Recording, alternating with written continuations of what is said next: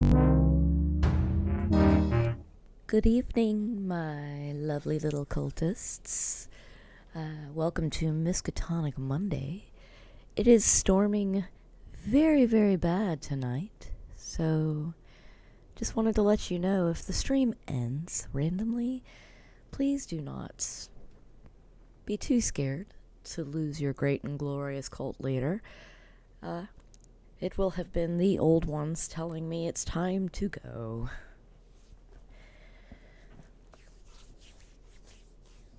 So, last time I promised a double feature, but the story went a little longer than I had remembered it going. So this time I'm going to actually be reading two stories. I'm going to be reading The Rats in the Walls by H.P. Lovecraft and The Curse of Yig also by H.P. Lovecraft, because that's kind of what we're reading. It's the works of H.P. Lovecraft.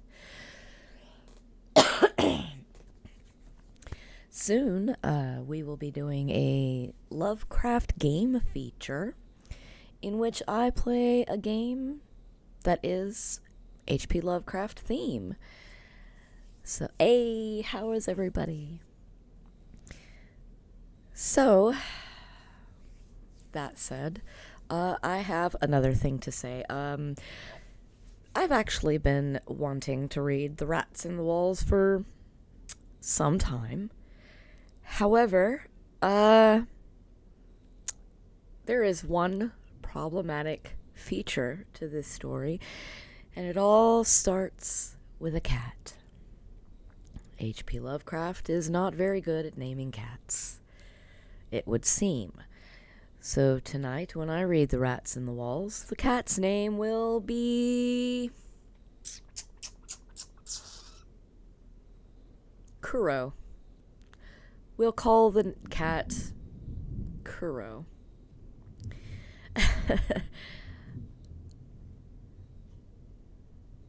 So, of course, to my disclaimer, H.P. Lovecraft was a racist and an all-around horrible, xenophobic person.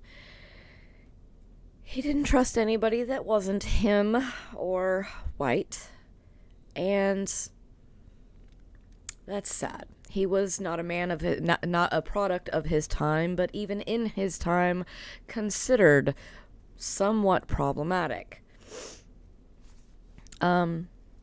We do not condone the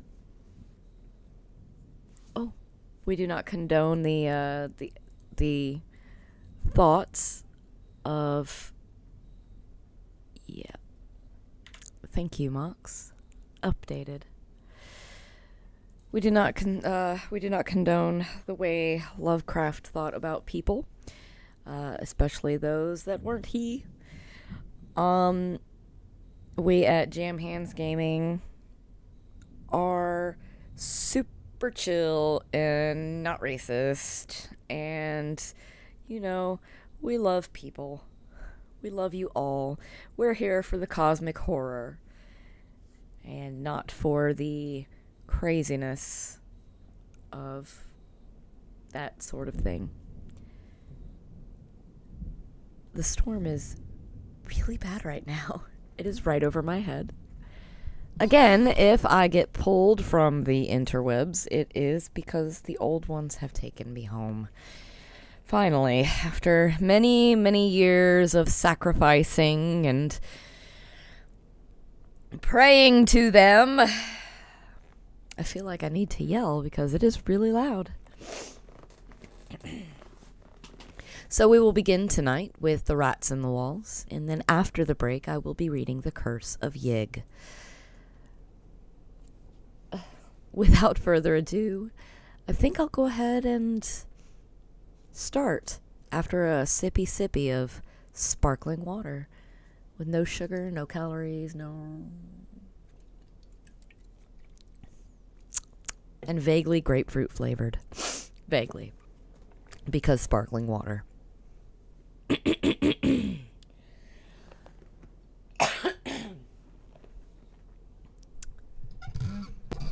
Okay. The the Rats in the Walls by H.P. Lovecraft. On July 16th, 1923, I moved into Exham Priory after the last workman had finished his labors. The restoration had been a stupendous task, for little had remained of the deserted pile but a shell-like ruin. Yet because it had been the seat of my ancestors, I let no expense deter me. The place had not been inhabited since the reign of James I, when a tragedy of intensely hideous, though largely unexplained nature, had struck down the master, 5 of his children, and several servants, and driven forth under a cloud of suspicion and terror the 3rd son, my lineal progenitor, and the only survivor of the abhorred line. With this sole heir denounced as a murderer, the estate had reverted to the crown, nor had the accused man made any attempt to exculpate himself or regain his property. Shaken by some horror greater than that of conscience or the law, and expressing only a frantic wish to exclude the ancient edifice from his sight and memory, Walter de la Poer, 11th Baron Exham, fled to Virginia and there founded the family which by the next century had become known as de la Poer. Exham Priory had remained untenanted, though later allotted to the estates of the Norris family, and much studied because of its peculiarly composite architecture, an architecture involving Gothic towers resting on a Saxon or Romanesque substructure, whose foundation in turn was of a still earlier order or blend of orders, Roman and even Druidic or native Cimric, if legends speak truly. This foundation was a very singular thing, being merged on one side with the solid limestone of the precipice, from whose brink the priory overlooked a desolate valley 3 miles west of the village of Anchester. Architects and antiquarians loved to examine this strange relic of forgotten centuries, but the country folk hated it. They had hated it hundreds of years before when my ancestors lived there, and they hated it now with the moss and mold of abandonment on it. I had not been a day in Anchester before I knew I came of an accursed house. And this week workmen have blown up Exham Priory and are busy obliterating the traces of its foundations. The bare statistics of my ancestry I had always known, together with the fact that my first American forebear had come to the colonies under a strange cloud. Of details, however, I had been kept wholly ignorant through the policy of reticence always maintained by the de la Poers. Unlike our planter neighbors, we seldom boasted of crusading ancestors or other medieval and Renaissance heroes, nor was any kind of tradition handed down except what may have been recorded in the sealed envelope left before the Civil War by every squire to his eldest son for posthumous opening. The glories we cherished were those achieved since the migration, the glories of a proud and honorable, if somewhat reserved and unsocial, Virginia line. During the war, our fortunes were extinguished, and our whole existence changed by the burning of Carfax, our home on the banks of the James. My grandfather, advanced in years, had perished in that incendiary outrage, and with him the envelope that bound us all to the past. I can recall that fire today as I saw it then at the age of 7, with the Federal soldiers shouting, the women screaming, and others howling and praying. My father was in the army, defending Richmond, and after many formalities, my mother and I were passed through the lines to join him. When the war ended, we all moved north, whence my mother had come, and I grew to manhood, middle age, and ultimate wealth as a stolid Yankee. Neither my father nor I ever knew what our hereditary envelope had contained, And as I merged into the grayness of Massachusetts business life, I lost all interest in the mysteries which evidently lurked far back in my family tree. Had I suspected their nature, how gladly I would have left Exham Priory to its moss, bats, and cobwebs. My father died in 1904, but without any message to leave me or to my only child, Alfred, a motherless boy of 10. It was this boy who reversed the order of family information, for although I could give him only jesting conjectures about the past, he wrote me of some very interesting ancestral legends when the late war took him to England in 1917 as an aviation officer. Apparently, the Delapours had a colorful and perhaps sinister history, for a friend of mine, my son's, Captain Edward Norris of the Royal Flying Corps, dwelt near the family seat at Anchester, and related some pleasant superstitions which few novelists could equal for wildness and incredibility. Norris himself, of course, did not take them seriously, but they amused my son and made good material for his letters to me. It was this legendary which definitely turned my attention to my transatlantic heritage, and made me resolve to purchase and restore the family seat which Norris showed to Alfred in its picturesque desertion, and offered to get for him at a surprisingly reasonable figure, since his own uncle was the present owner. I bought Exham Priory in 1918, but was almost immediately distracted from my plans of restoration by the return of my son as a maimed invalid. During the 2 years that he lived, I thought of nothing but his care, having even placed my business under the direction of partners. In 1921, as I found myself bereaved and aimless, a retired manufacturer no longer young, I resolved to divert my remaining years with my new possession. Visiting Anchester in December, I was entertained by Captain Norris, a plump, amiable young man who had thought much of my son, and secured his assistance in gathering plans and anecdotes to guide in the coming restoration. Exham Priory itself I saw without emotion, a jumble of tottering medieval ruins, covered with lichens and honeycombed with rooks' nests, perched perilously upon a precipice, and denuded of floors or other interior features, save the stone walls of the separate towers.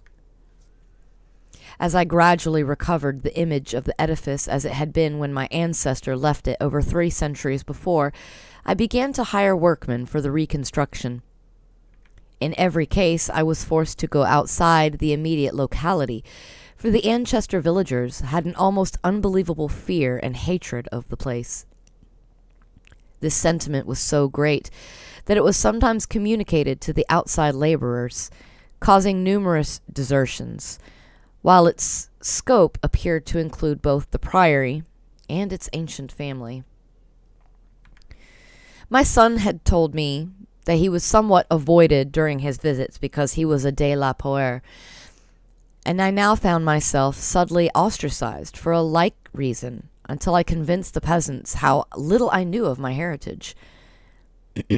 Even then they sullenly disliked me, so that I had to collect most of the village traditions through the mediation of Norris. What the people could not forgive, perhaps, was that I had come to restore a symbol so aberrant to them, for, rationally or not, they viewed Exham Priory as nothing less than a haunt of fiends and werewolves. Piecing together the tales which Norris collected for me, and supplementing them with the accounts of several savants who had studied the ruins, I deduced that Exham Priory stood on the site of a prehistoric temple, a druidical or anti-druidical thing, which must have been contemporary with Stonehenge. That indescribable rites had been celebrated there, few doubted, and there were unpleasant tales of the transference of these rites into the Sibyl worship which the Romans had introduced. Inscriptions still visible in the subcellar bore such unmistakable letters as DIV, OPS, MAGNA, MAT, sign of the Magna Mater, whose dark worship was once vainly forbidden to Roman citizens. Anchester had been the camp of the 3rd Augustan Legion, as many remains attest, and it was said that the Temple of Cybele was splendid and thronged with worshippers who performed nameless ceremonies at the bidding of a Phrygian priest. Tales added that the fall of the old religion did not end the orgies at the temple, but that the priests lived on in the new faith without real change. Likewise was it said that the rites did not vanish with the Roman power, and that certain among the Saxons added to what remained of the temple, and gave it the essential outline it subsequently preserved, making it the center of a cult feared through half the Heptarchy. About 1000 A.D., the place is mentioned in a chronicle as being a substantial stone priory housing a strange and powerful monastic order, and surrounded by extensive gardens which needed no walls to exclude a frightened populace. It was never destroyed by the Danes, though after the Norman conquest it must have declined tremendously, since there was no impediment when Henry III granted the site to my ancestor, Gilbert de la Poer, 1st Baron Exum, in 1261.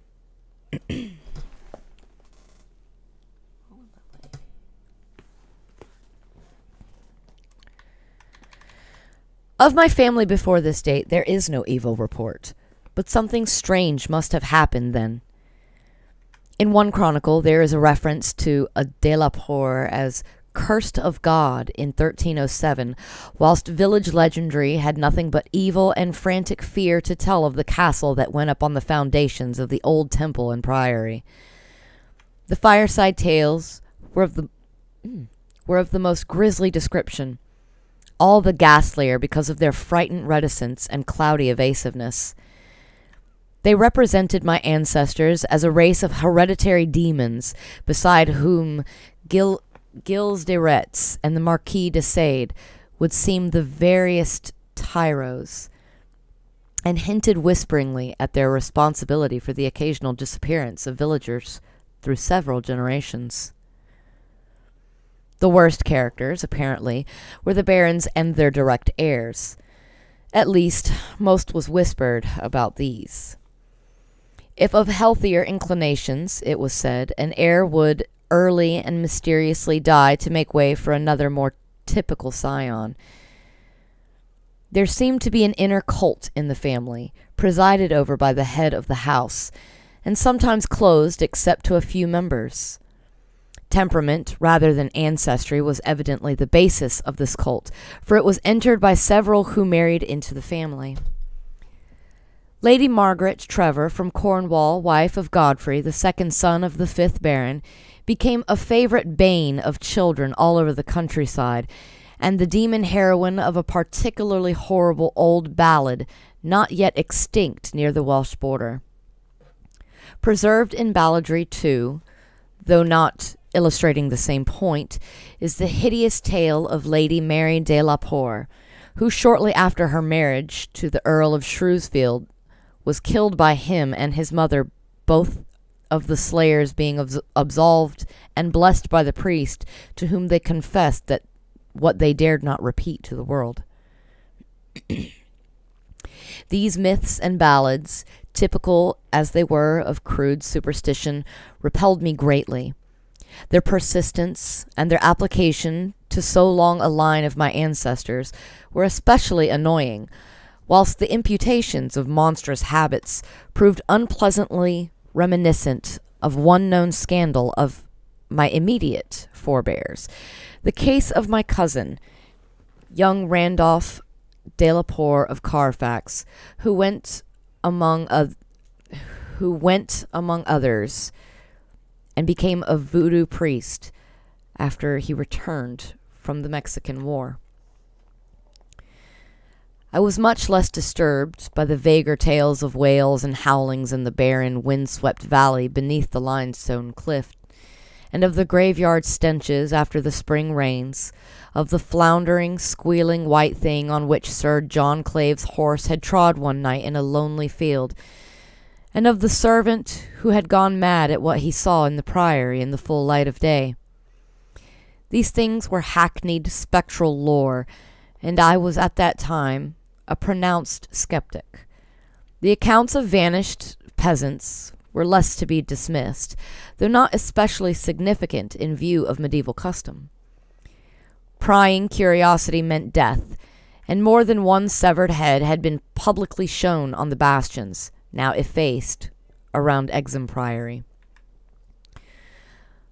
A few of the tales were exceedingly picturesque, and made me wish I had learnt more of the comparative mythology in my youth. There was, for instance, the belief that a legion of bat-winged devils kept witches' Sabbath each night at the priory, a legion whose sustenance might explain the disproportionate abundance of coarse vegetables harvested in the vast gardens. And, most vivid of all, there was the dramatic epic of the rats, the scampering army of obscene vermin which had burst forth from the castle 3 months after the tragedy that doomed it to desertion, the lean, filthy, ravenous army which had swept all before it and devoured fowl, cats, dogs, hogs, sheep, and even 2 hapless human beings before its fury was spent. Around that unforgettable rodent army, a whole separate cycle of myths revolves, for it scattered among the village homes and brought curses and horrors in its train. Such was the lore that assailed me as I pushed to completion, with an elderly obstinacy, the work of restoring my ancestral home. It must not be imagined for a moment that these tales formed my principal psychological environment. On the other hand, I was constantly praised and encouraged by Captain Norris and the antiquarians who surrounded and aided me. When the task was done, over 2 years after its commencement, I viewed the great rooms, wainscoted walls, vaulted ceilings, mullioned windows, and broad staircases with a pride which fully compensated for the prodigious expense of the restoration. Every attribute of the Middle Ages was cunningly reproduced, and the new parts blended perfectly with the original walls and foundations.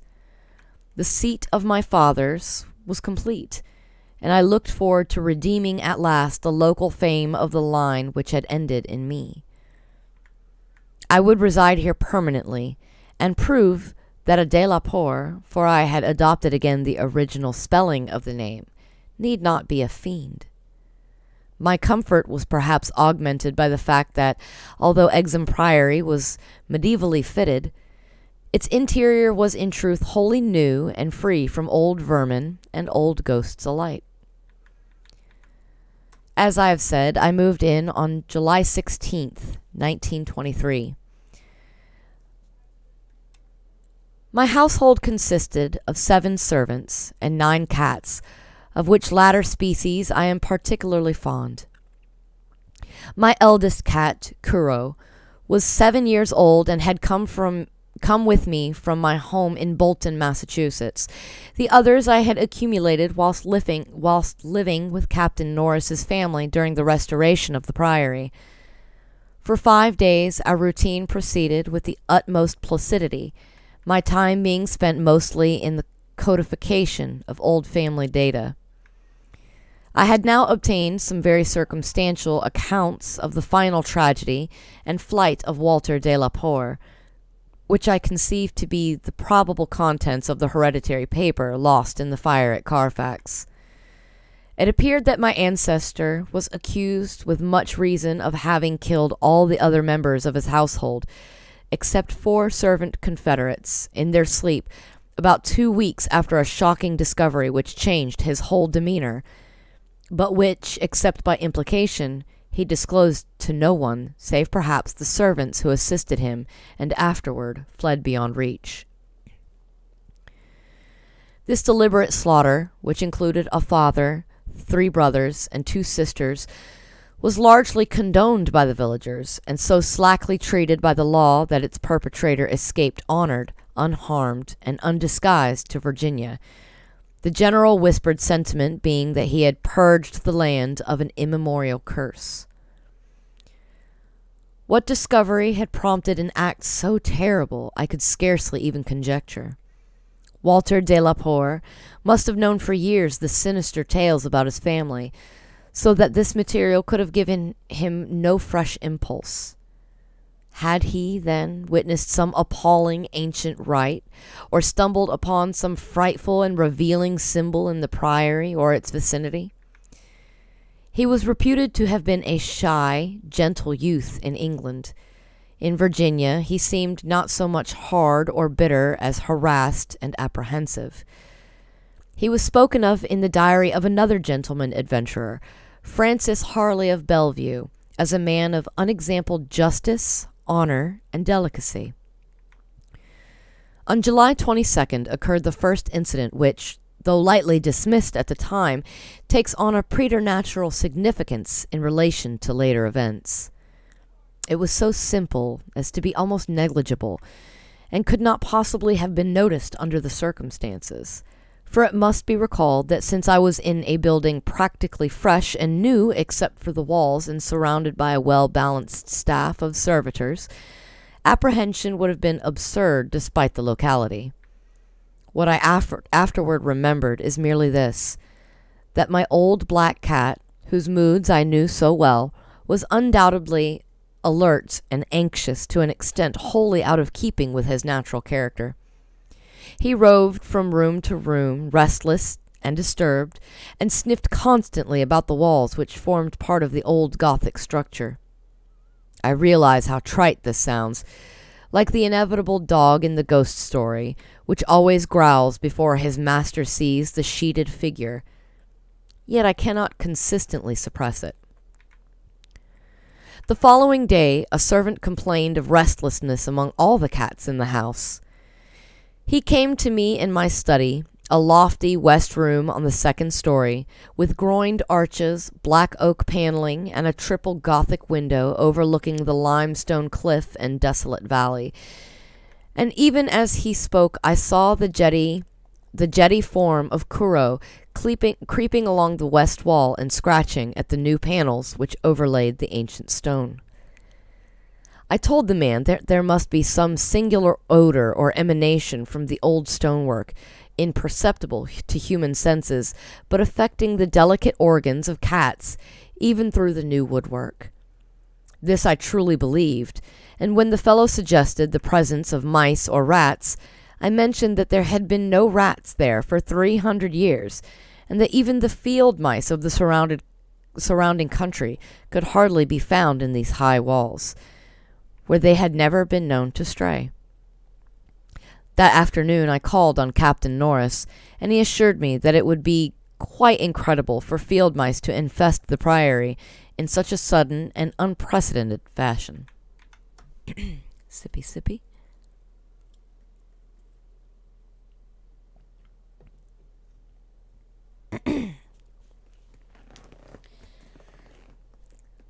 That night, dispensing as usual with a valet, I retired in the west tower chamber, which I had chosen as my own, reached from the study by a stone staircase and short gallery, the former partly ancient, the latter entirely restored.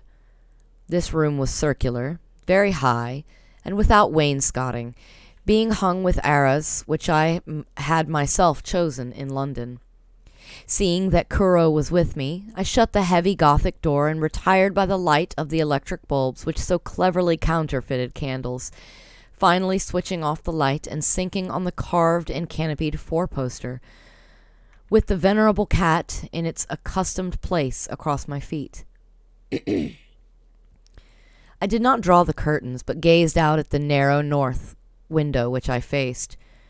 There was a suspicion of aurora in the sky, and the delicate traceries of the window were pleasantly silhouetted.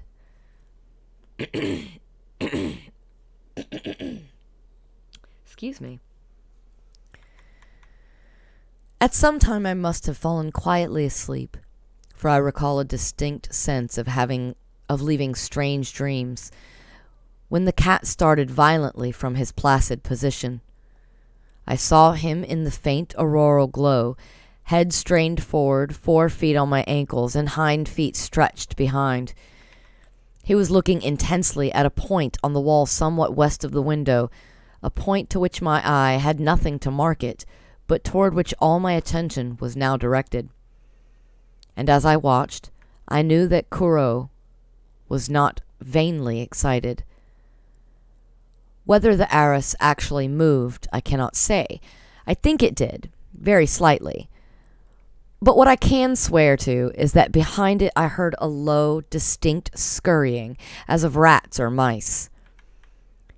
In a moment the cat had jumped bodily onto the screening tapestry, bringing the affected section to the floor with his weight, and exposing a damp, ancient wall of stone, patched here and there by the restorers, and devoid of any traces of rodent prowlers. Kuro raced up and down the floor by this part of the wall, clawing the fallen arras and seemingly trying at times to insert a paw between the wall and the oaken floor. He found nothing, and after a time returned wearily to his place across my feet. I had not moved, but I did not sleep again that night. In the morning, I questioned all the servants and found that none of them had noticed anything unusual, save that the cook remembered the actions of a cat which had rested on her windowsill. This cat had howled at some unknown hour of the night, awaking the cook in time for her to see him dart purposefully out of the open door down the stairs. I drowsed away the noontime, and in the afternoon called again on Captain Norris, who became exceedingly interested in what I told him. The odd incidents, so slight yet so curious, appealed to his sense of the picturesque, and elicited from him a number of reminiscences of local ghostly lore. We were genuinely perplexed at the presence of rats, and Norris lent me some traps and Paris green, which I had the service place in strategic localities when I returned. I retired early, being very sleepy, but was harassed by dreams of the most horrible sort. I seemed to be looking down from an immense height upon a twilit grotto, knee-deep with filth, where a white-bearded demon swineherd drove about with his stack a flock of fungus, flabby beasts whose appearance filled me with unutterable loathing. Then, as the swineherd paused and nodded over his task, a mighty swarm of rats rained down on the stinking abyss and fell to devouring beasts and man alike. From this terrific vision I was abruptly awakened by the motions of Kuro, who had been sleeping as usual across my feet. This time I did not have to question the source of his snarls and hisses, and of the fear which made him sink his claws into my ankle, unconscious of their effect. For on every side of the chamber the walls were alive with nauseous sound, the verminous slithering of ravenous, gigantic rats. There was now no aurora to show the state of the arras, the fallen section of which had been replaced, but I was not too frightened to switch on the light. As the bulbs leapt into radiance, I saw a hideous shaking all over the tapestry, causing the somewhat peculiar designs to execute a singular dance of death. This motion disappeared almost at once, and the sound with it. Springing out of bed, I poked at the arras with the long handle of a warming pan that rested near, and lifted one section to see what lay beneath. There was nothing but the patched stone wall, and even the cat had lost his tensed realization of abnormal presences. When I examined the circular trap that had been placed in the room, I found all of the openings sprung, though no trace remained of what had been caught and had escaped. Further sleep was out of the question, so, lighting a candle, I opened the door and went out in the gallery towards the stairs to my study, Kuro following at my heels.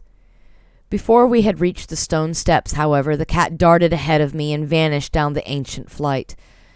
As I descended the stairs myself, I became suddenly aware of sounds in the great room below, sounds of a nature which could not be mistaken. The oak-paneled walls were alive with rats, scampering and milling, whilst Kuro was racing about with the fury of a baffled hunter. Reaching the bottom, I switched on the light, which did not this time cause the noise to subside. The rats continued their riot, stampeding with such force and distinctness that I could finally assign to their motions a definite direction. These creatures, in numbers apparently inexhaustible, were engaged in one stupendous migration from inconceivable heights to some depth, conceivably or inconceivably below. I now heard steps in the corridor, and in another moment 2 servants pushed open the massive door. They were searching the house for some unknown source of disturbance, which had thrown all the cats into a snarling panic and caused them to plunge precipitately down several flights of stairs and squat, yowling, before the closed door to the subcellar. I asked them if they had heard the rats, but they replied in the negative. And when I turned to call their attention to the sounds in the panels, I realized that the noise had ceased.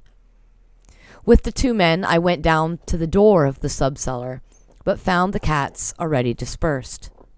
Later, I resolved to explore the crypt below, but for the present, I merely made a round of the traps. All were sprung, yet all were tenantless. Satisfying myself that no one had heard the rats save the felines and me, I sat in my study till morning, thinking profoundly and recalling every scrap of legend I had unearthed concerning the building I inhabited. I slept some in the forenoon, leaning back in one comfortable library chair which my medieval plan of furnishing could not banish. Later, I telephoned to Captain Norris, who came over and helped me explore the subcellar. Absolutely nothing untoward was found, although we could not repress a thrill at the knowledge that this vault was built by Roman hands. Every low arch and massive pillar was Roman, not the debased Romanesque of the bungling Saxons, but the severe and harmonious classicism of the age of the Caesars. Indeed, the walls abounded with inscriptions, familiar to the antiquarians who had repeatedly explored the place. A reference to Attis made me shiver, for I had read Catullus and knew something of the hideous rites of the Eastern god, whose worship was so mixed with that of Sibyl. Norris and I, by the light of the lanterns, tried to interpret the odd and nearly effaced designs on certain irregularly rectangular blocks of stone generally held to be altars, but could make nothing of them. We remembered that one pattern, a sort of rayed sun, was held by students to imply a non-Roman origin, suggesting that these altars had merely been adopted by the Roman priests from some older and perhaps aboriginal temple on the same site. On one of these blocks were some brown stains which made me wonder.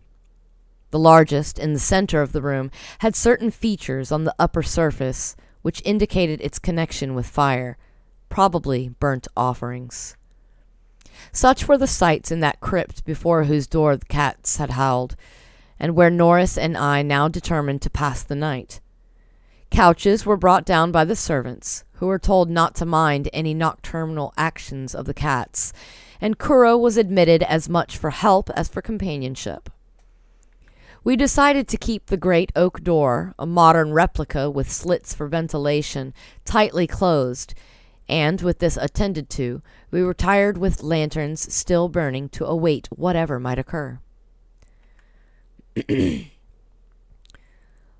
The vault was very deep in the foundations of the priory, and undoubtedly far down on the face of the beetling limestone cliff overlooking the waste valley. That it had been the goal of the scuffling and unexplainable rats, I could not doubt, though why, I could not tell. As we lay there expectantly, I found my vigil occasionally mixed with half-formed dreams from which the uneasy motions of the cat across my feet would rouse me. These dreams were not wholesome, but horribly like the one I had had the night before. I again saw the twilit grotto, and the swineherd with his unmentionable fungus beast swallowing in filth, and as I looked at these things they seemed nearer and more distinct, so distinct that I could almost observe their features. Then I did observe the flabby features of one of them, and awakened with such a scream that Kuro started up, whilst Captain Norris, who had not slept, laughed considerably. Norris might have laughed more, or perhaps less, had he known what it was that made me scream. But I did not remember myself till later. Ultimate horror often paralyzes memory in a merciful way. Norris waked me when the phenomena began.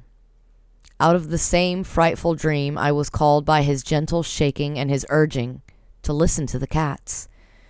Indeed, there was much to listen to, for beyond the closed door at the head of the stone steps was a veritable nightmare of feline yelling and clawing, whilst Kuro, unmindful of his kindred outside, was running excitedly around the bare stone walls, in which I heard the same babble of scurrying rats that had troubled me the night before. An acute terror now rose within me, for here were anomalies which nothing normal could well explain. These rats, if not the creatures of a madness which I shared with the cats alone, must be burrowing and sliding in Roman walls I had thought to be of solid limestone blocks, unless perhaps the action of water through more than 17 centuries had eaten winding tunnels which rodent bodies had worn clear and ample. But even so, the spectral horror was no less, for if these were living vermin, why did not Norris hear their disgusting commotion?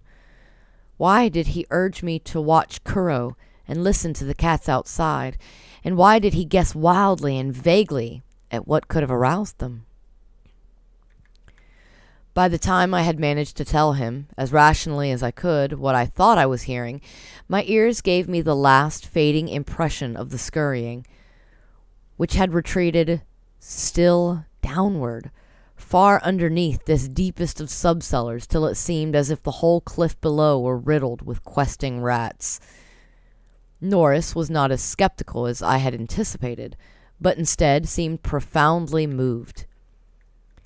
He motioned to me to notice that the cats at the door had ceased their clamor, as if giving up the rats for lost, whilst Kuro had a burst of renewed restlessness and was clawing frantically around the bottom of the large stone altar in the center of the room, which was nearer Norris's couch than mine.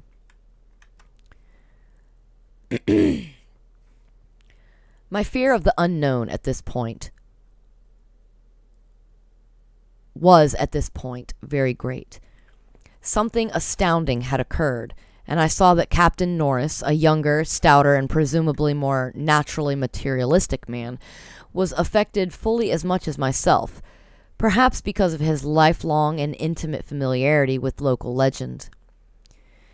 We could for the moment do nothing but watch the old black cat as he pawed with decreasing fervor at the base of the altar, occasionally looking up and mewing to me in that persuasive manner which he had used when he wished me to perform some favor for him. Norris now took a lantern close to the altar and examined the place where Kuro was pawing, silently kneeling and scraping away the lichens of centuries which joined the massive pre-Roman block to the tessellated floor. He did not find anything, and was about to abandon his effort when I noticed a trivial circumstance which made me shudder, even though it implied nothing more than I had already imagined. I told him of it, and we both looked at its almost imperceptible manifestation with the fixedness of fascinated discovery and acknowledgment. It was only this, that the flame of the lantern set down near the altar was slightly but certainly flickering from a draught of air which it had not before received, and which came indubitably from the crevice between the floor and the altar where Norris was scraping away the lichens. We spent the rest of the night in the brilliantly lighted study, nervously discussing what we should do next. The discovery that some vault deeper than the deepest known masonry of the Romans underlay this accursed pile, some vault unsuspected by the curious antiquarians of 3 centuries, would have been sufficient to excite us without any background of the sinister. As it was, the fascination became twofold, and we paused in doubt whether to abandon our search and quit the priory forever in superstitious caution, or to gratify our sense of adventure and brave whatever horrors might await us in the unknown depths. By morning, we had compromised and decided to go to London to gather a group of archaeologists and scientific men fit to cope with the mystery. It should be mentioned that before leaving the subcellar, we had vainly tried to move the central altar, which we now recognized as the gate to a new pit of nameless fear. What secret would open the gate? Wiser men than we would have to find. During many days in London, Captain Norris and I presented our facts, conjectures, and legendary anecdotes to 5 eminent authorities, all men who could be trusted to respect any family disclosures which future explorations might develop. We found most of them little disposed to scoff, but instead intensely interested and sincerely sympathetic. It is hardly necessary to name them all, but I may say that they included Sir William Brinton, whose excavations in the Troad excited most of the world in their day. As we all took the train for Anchester, I felt myself poised on the brink of frightful revelations, a sensation symbolized by the air of mourning among the many Americans at the unexpected death of the president on the other side of the world. On the evening of August 7th, we reached Exham Priory, where the servants assured me that nothing unusual had occurred. The cats, even old Kuro, had been perfectly placid, and not a trap in the house had been sprung. We were to begin exploring on the following day, awaiting which I assigned well-appointed rooms to all my guests. I myself retired in my own tower chamber, with Kuro across my feet. Sleep came quickly, but hideous dreams assailed me. There was a vision of a Roman feast like that of Trimalchio, with a horror in a covered platter.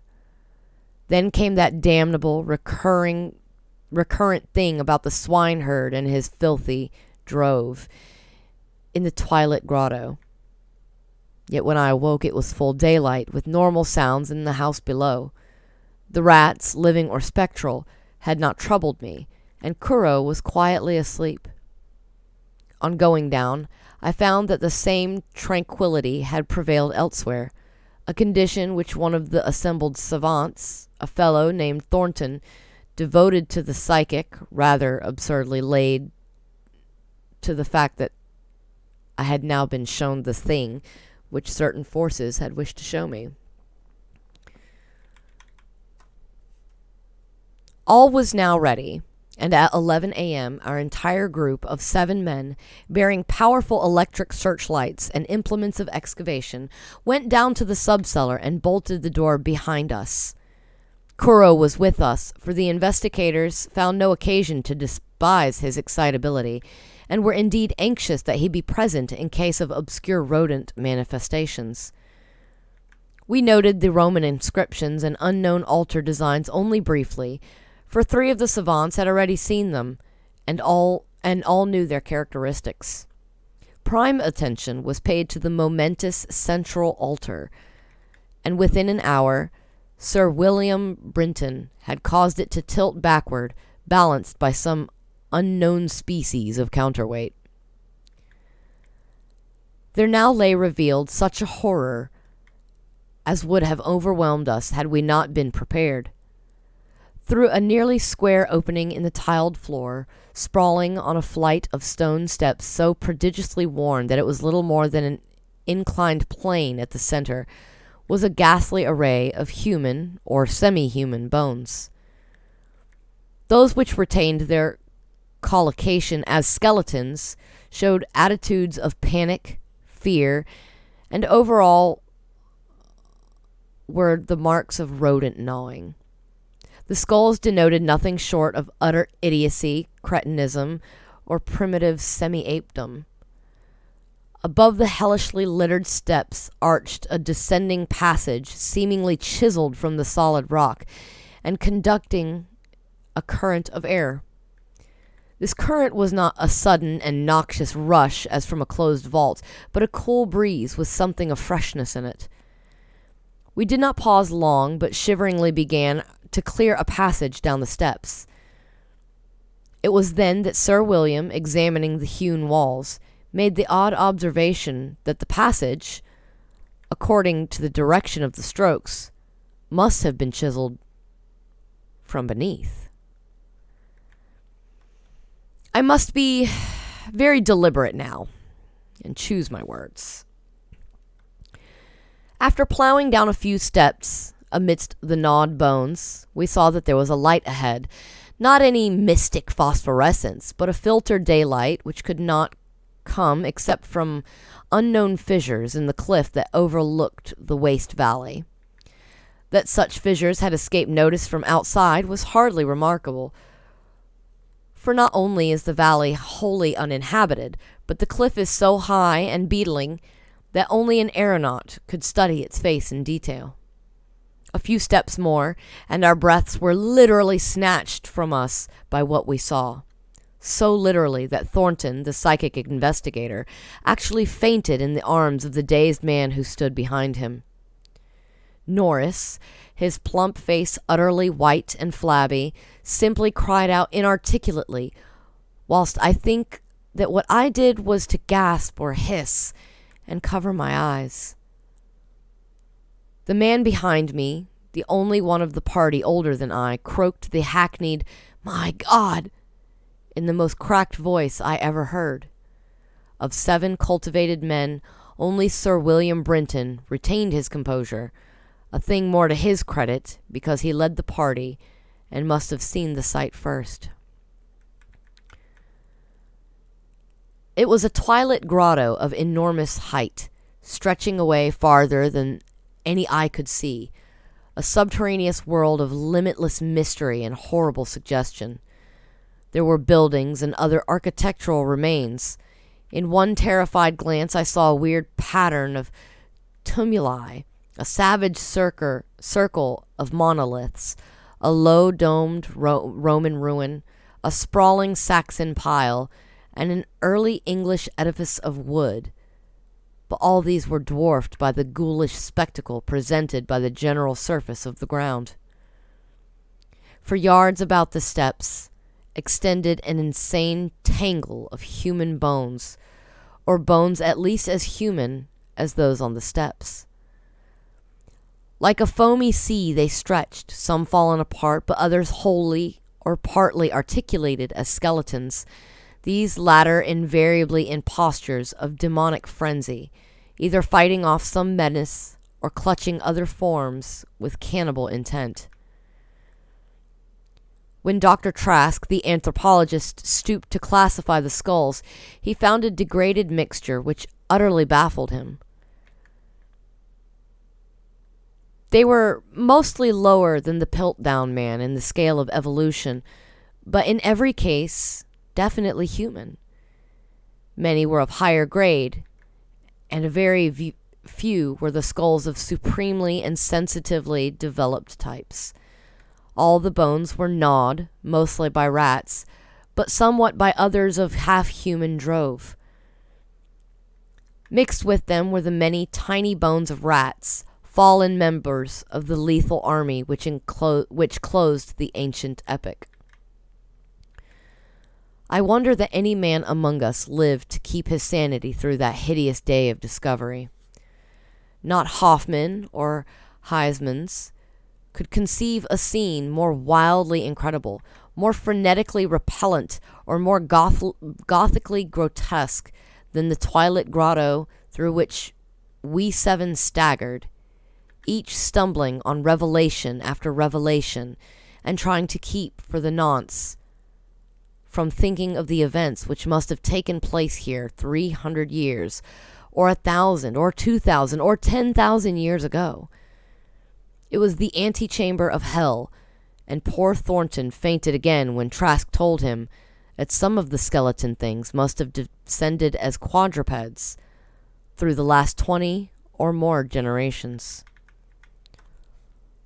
Horror piled on horror as we began to interpret the architectural remains. The quadruped things, with their occasional recruits from the biped class, had been kept in stone pens, out of which they must have broken in their last delirium of hunger or rat fear. There had been great herds of them, evidently fattened on the coarse vegetables whose remains could be found as a sort of poisonous ensilage at the bottom of huge stone bins older than Rome. I knew now why my ancestors had had such excessive gardens. Would to heaven I could forget. The purpose of the herds I did not have to ask. Sir William, standing with his searchlight in the Roman ruin, translated aloud the most shocking ritual I have ever known, and told of the diet of the antediluvian cult which the priests of Sybil found and mingled with their own. Norris, used as he was to the trenches, could not walk straight when he came out of the English building. It was a butcher shop and kitchen. He had expected that. But it was too much to see familiar English implements in such a place, and to read familiar English graffiti there, some as recent as 1610. I could not go into that building whose demon activities were stopped only by the dagger of my ancestor Walter de la Poer. What I did venture to enter was the low Saxon building, whose oaken door had fallen, and there I found a terrible row of 10 stone cells with rusty bars. 3 had tenants, all skeletons of high grade, and on the bony forefinger of one I found a seal ring with my own coat of arms. Sir William found a vault with far older cells below the Roman chapel, but these cells were empty. Below them was a low crypt with cases of formally arranged bones, some of them bearing terrible parallel inscriptions carved in Latin, Greek, and the tongue of Phrygia. Meanwhile, Dr. Trask had opened one of the prehistoric tumuli and brought to light skulls which were slightly more human than a gorilla's, and which bore indescribable ideographic carvings. Through all this horror, my cat stalked unperturbed.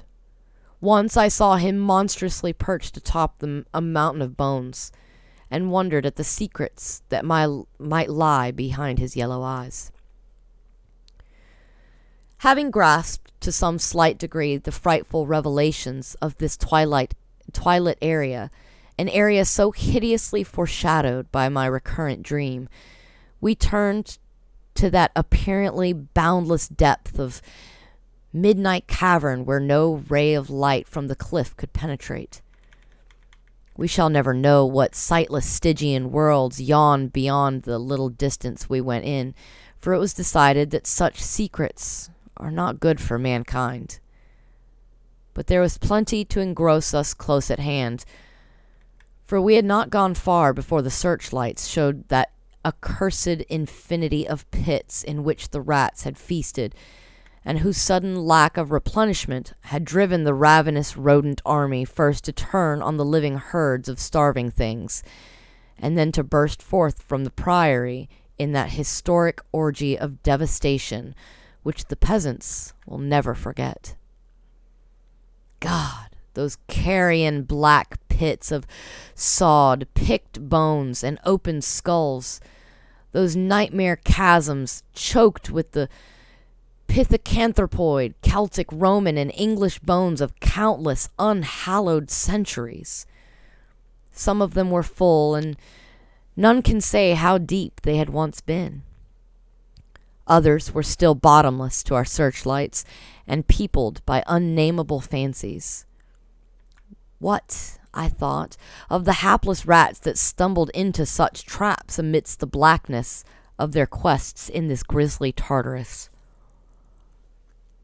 Once, my foot slipped near a horribly yawning brink, and I had a moment of ecstatic fear.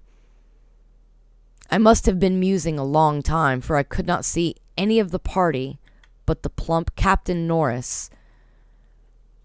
Then there came a sound from that inky, boundless farther distance that I thought I knew, and I saw my old black cat dart past me like a winged Egyptian god, straight into the illimitable gulf of the unknown. But I was not far behind, for there was no doubt, after another second, it was the eldritch scurrying of those fiend-born rats, always questing for new horrors, and determined to lead me on even unto those grinning caverns of the earth's center, where Nyarlathotep, the mad, faceless god, howls blindly to the piping of two amorphous idiot flute players. My searchlight expired, but still I ran. I heard voices and yowls and echoes, but above all there gently rose that impious, insidious scurrying, gently rising, as a stiff, bloated corpse gently rises above an oily river that flows under endless onyx bridges to a black, putrid sea. Something bumped into me, something soft and plump. It must have been the rats, the viscous, gelatinous, ravenous army that feast on the dead and the living. Why shouldn't rats eat a Delapour as a Delapour eats forbidden things? The war ate my boy, damn them all, and the Yanks ate Carfax with flames and burnt Grandshire Delapour and the secret. No, I tell you, I am not that demon swineherd in the Twilit Grotto. It was not Edward Norris's fat face on that flabby fungus thing. Who says I am a Delapour? He lived, but my boy died. Shall a Norris hold the lands of a Delapour? It's voodoo, I tell you, that spotted snake. Curse you, Thornton. I'll teach you to faint at what my family do. Splud, thou stinkard. I'll learn ye how to gust. Wold ye swank me, Thilquis. Magna mater, atis, dia ad dagai, ad adan. Agus bas dunachort, donas dolas ort, agus letza, ungle, ruch. That is what they say I said when they found me in the blackness after 3 hours, found me crouching in the blackness over the plump, half-eaten body of Captain Norris, with my own cat leaping and tearing at my throat.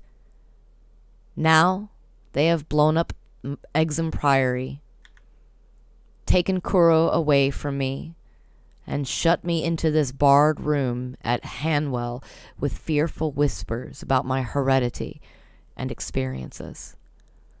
Thornton is in the next room, but they prevent me from talking to him. They are trying, too, to suppress most of the facts concerning the Priory. When I speak of poor Norris, they accuse me of a hideous thing, but they must know that I did not do it.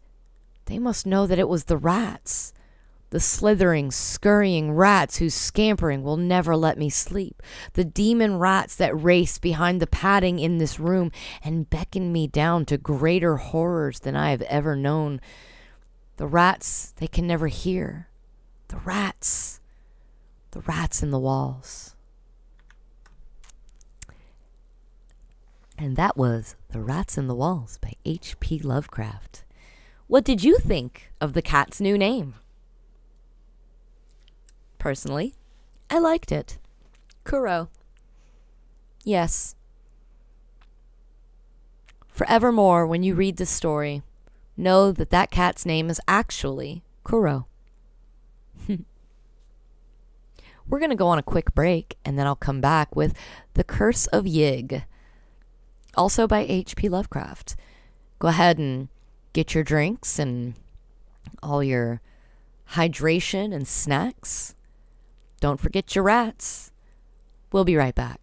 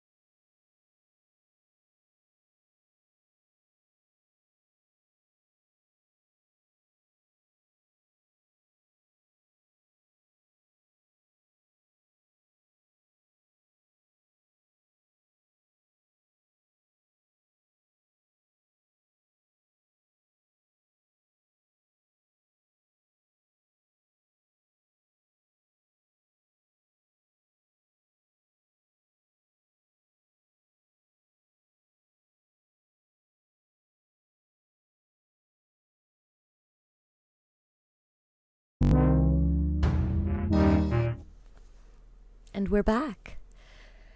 I return with good and bad news. The good news is the storm has abated, and there is very little threat to losing the stream tonight. Of course, that means the bad news is the old gods have, yet again ignored my sacrifices and prayers to be taken to the lands of Yig. Speaking of Yig, I'm about to be going into the next story for the night of our double feature. That would be the sound of hydration. Make sure to keep hydrated. Don't want your tentacles to dry out, my lovely little cultists. Hello, Grimway. How are you? And do not worry, Moxie. When they take me, I'll make sure that they take you as well. You know, all of my cultists. Make sure to sippy. Yes, the stories with the cats are obviously the best ones. Especially when they're named Kuro. And definitely not anything terrible or racist. That being said, again, H.P. Lovecraft was a horrible person with horrible racist tendencies and wrote horrible racist stuff. So if you're reading along with me, which you can do, by the way, on hplovecraft.com, you can go to his writings, texts, fiction, and then from there you can find all of his stories. If you're reading along with me, note that I do change some of the words, phrases, and in some cases I have dropped entire paragraphs just so we could keep it, you know, human friendly.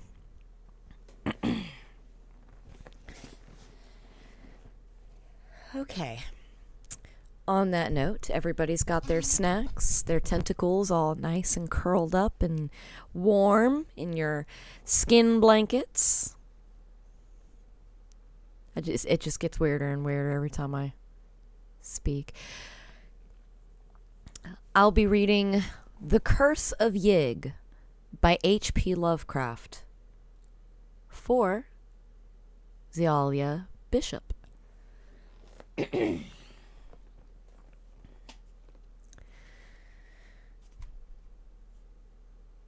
1925, I went into Oklahoma looking for snake lore, and I came out with a fear of snakes that will last me the rest of my life. I admit it is foolish, since there are natural explanations for everything I saw and heard, but it masters me nonetheless. If the old story had been all there was to it, I would not have been so badly shaken.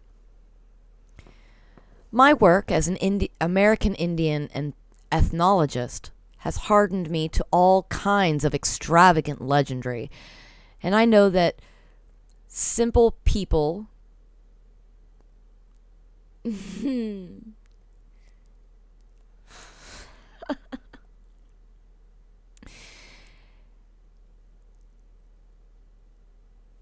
I know that some cultures can beat others at their own game when it comes to fanciful inventions.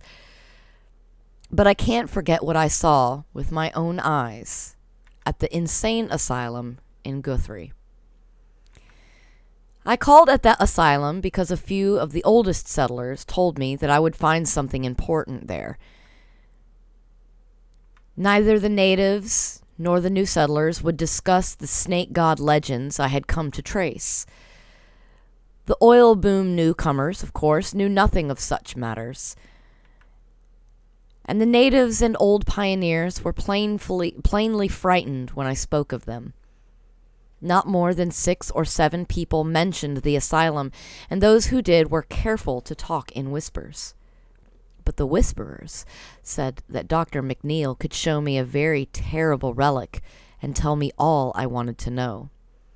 He could explain why Yig, the half-human father of serpents, is a shunned and feared object in central Oklahoma, and why old settlers shiver at the secret orgies which make the autumn days and nights hideous with the ceaseless beatings of drums in lonely places. It was with the scent of a hound on the trail that I went to Guthrie, for I'd spent many years collecting data on the evolution of serpent worship among the natives. I had always felt, from well-defined undertones of legend and archaeology, that great Quetzalcoatl, benign snake god of the Mexicans, had had an older and darker prototype, and during recent months I had well-nigh proved it in a series of researches stretching from Guatemala to the Oklahoma plains. But everything was tantalizing and incomplete, for above the border, the cult of the snake was hedged about by fear and furtiveness. Now it appeared that a new and copious source of data was about to dawn, and I sought the head of the asylum with an eagerness I did not try to cloak. Dr. McNeil was a small, clean-shaven man of somewhat advanced years, and I saw at once from his speech and manner that he was a scholar of no mean attainments in many branches outside his profession. Grave and doubtful when I first made known my errand, his face grew thoughtful as he carefully scanned my credentials and the letter of introduction which a kindly old man had given me. "So you've been studying the Yig legend, eh?" he reflected sententiously. "I know that many of our Oklahoma ethnologists have tried to connect it with Quetzalcoatl, but I don't think any of them have traced the intermediate steps so well. You've done remarkable work for a man as young as you seem to be, and you certainly deserve all the data we can give. I don't suppose old Major Moore or any of the others told you what it is I have here. They don't like to talk about it, and neither do I.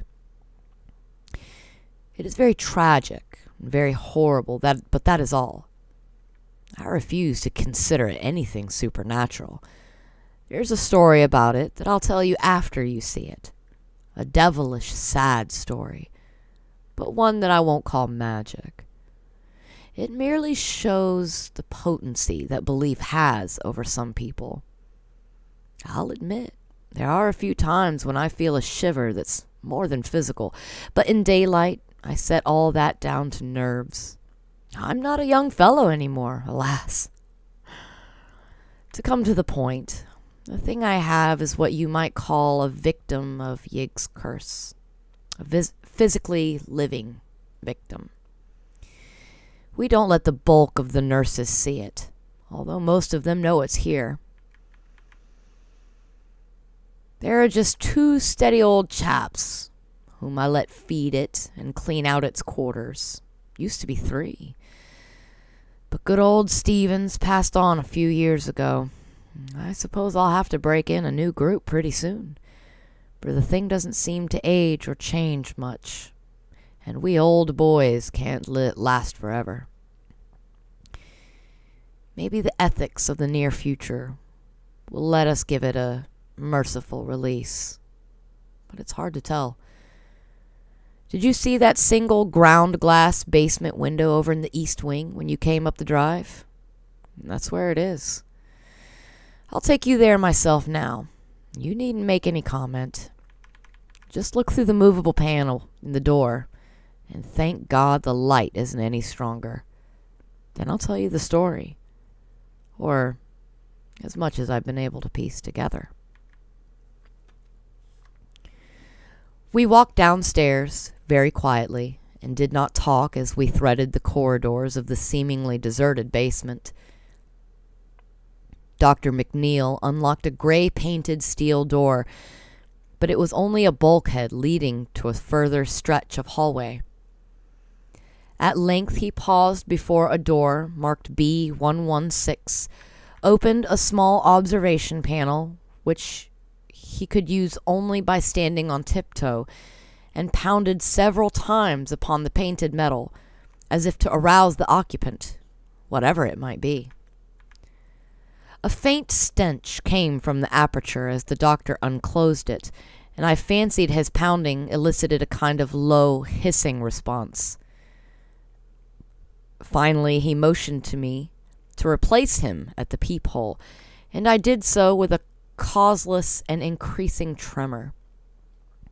The barred, ground-glass window, close to the earth outside, admitted only a feeble and uncertain pallor, and I had to look into the malodorous den for several seconds before I could see what was crawling and wriggling about on the straw-covered floor, emitting every now and then a weak and vacuous hiss. Then the shadowed outlines began to take shape, and I perceived that a squirming entity bore some remote resemblance to a human form laid flat on its belly. I clutched at the door handle for support as I tried to keep from fainting. The moving object was almost of human size and entirely devoid of clothing. It was absolutely hairless, and its tawny-looking back seemed subtly squamous in the dim, ghoulish light. Around the shoulders it was rather speckled and brownish, and the head was very curiously flat. As it looked up to hiss at me, I saw the beady little black eyes were damnably anthropoid, but I could not bear to study them long. They fastened themselves on me with a horrible persistence, so that I closed the panel gaspingly and left the creature to wriggle about unseen in its matted straw and spectral twilight. I must have reeled a bit, for I saw that the doctor was gently holding my arm as he guided me away. I was stuttering over and over again. But for God's sake, what is it? Dr. McNeil told me the story in his private office as I sprawled opposite him in an easy chair. The gold and crimson of late afternoon changed to the violet of early dusk, but still I sat awed and motionless. I resented every ring of the telephone and every whir of the buzzer, and I could have cursed the nurses and interns whose knocks now and then summoned the doctor briefly to the outer office. Night came, and I was glad my host switched on all the lights. Scientist though I was, my zeal for research was half forgotten amidst such breathless ecstasies of fright as a small boy might feel when whispered witch tales go to the rounds of the chimney corner.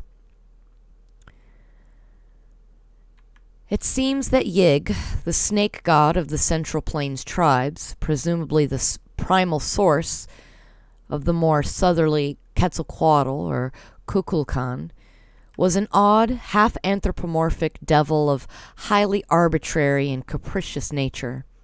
He was not wholly evil, and was usually quite well disposed towards those who gave proper respect to him and his children, the serpents. But in the autumn he became abnormally ravenous, and had to be driven away by means of suitable rites. That is why the drums in the Pawnee, Wichita, and Caddo country pounded ceaselessly week in and week out in August, September, and October, and why the medicine men made strange noises with rattles and whistles curiously like those of the Aztecs and Mayas.